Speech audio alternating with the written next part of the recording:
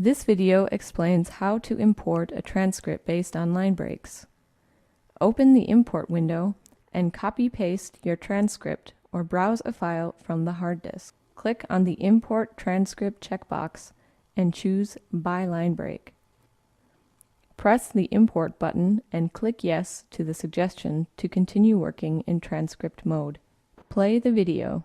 When you want a title to show up, click on the T button for the show time and on the T button for the hide time when you want the title to end. If you want the next title to start with the hide time of the current title, you can hold the Shift key while pressing the T button. Why should I suppose that this could be? Or simply press the letter H key.